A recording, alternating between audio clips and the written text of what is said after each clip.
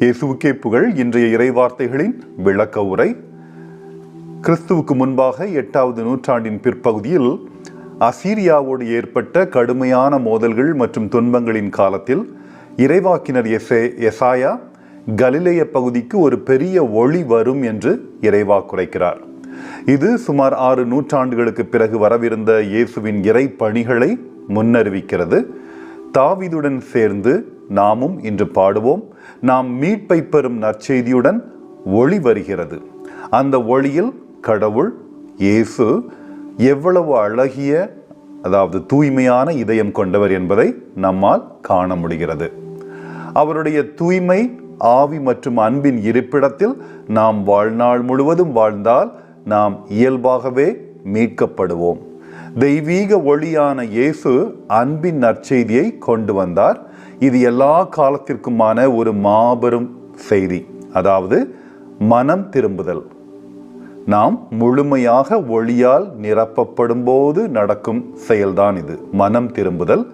இருளை அகற்றி இருளிலும் துன்பத்திலும் இருப்பவர்களின் ஆவிகளை உயர்த்தி அனைத்து ஆன்மீக, உள்ள மற்றும் உடல் நோய்களிலிருந்தும் குணமடைய செய்யும். அவருடைய பிரசன்னமும் ஒரு சிறிய தலையசைப்பும் கூட அவருடைய ஆரம்பகால சீடர்கள் எல்லாவற்றையும் விட்டுவிட்டு அவரை பின்தொடர போதுமானதாக இருந்தது. மனம் திரும்புதல் என்ற வார்த்தையின் மொழியியல் மூலத்தை நாம் ஆராய்வோம். முதலாவது, கிரேக்க மொழியில் மெட்டனோயா.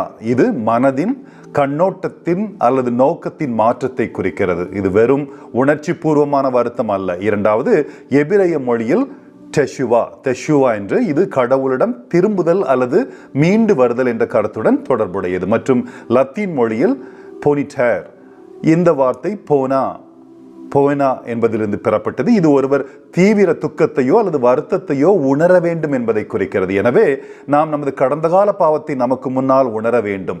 கடவுளுக்கு எதிராக சென்றதற்காக தீவிர வருத்தம் கொள்ள வேண்டும். நம்மை உள்ள ஆழத்திலிருந்து தூய்மைப்படுத்திக் கொள்ள வேண்டும். பாவங்களை அறிக்கையிட்டு கடவுளின் தெய்வீக அன்பின் தூய்மையான வடிவத்திற்கு திரும்ப வேண்டும். மேலும் இனி இருளில் நடக்க மாட்டோம் என்று அவருக்கு உறுதி அளிக்க வேண்டும். கிறிஸ்து நமக்காக எல்லாவற்றையும் செய்த பிறகும் கொரிந்திய கிறிஸ்தவர்களுக்குள் பல பிரிவுகள் எழுந்தன. ஏனெனில் அவர்கள் ஒளியை விட இருளுக்கும் பிரிவுகளுக்கும் முன்னுரிமை கொடுத்தனர். கிறிஸ்துவுக்கு முக்கியத்துவம் கொடுக்காமல் நற்செய்தியின் குறிப்பிட்ட போதகர்களுக்கு முக்கியத்துவம் கொடுத்தனர். மனித கண்களால் பார்ப்பவற்றிற்கு முக்கியத்துவம் கொடுப்பது ஒரு வழக்கமான மனித இயல்பு. இயேசுவை போலவே திருத்தூதர் பவுலும் அனைவரையும் ஒளியின் பிள்ளைகளாக வாழும்படி கேட்கிறார். ஏனென்றால் நாம் கடவுளிடம் திரும்பியவுடன் கடவுளின் அரசை பூமியிலேயே அனுபவிக்க முடியும். ஆமேன்.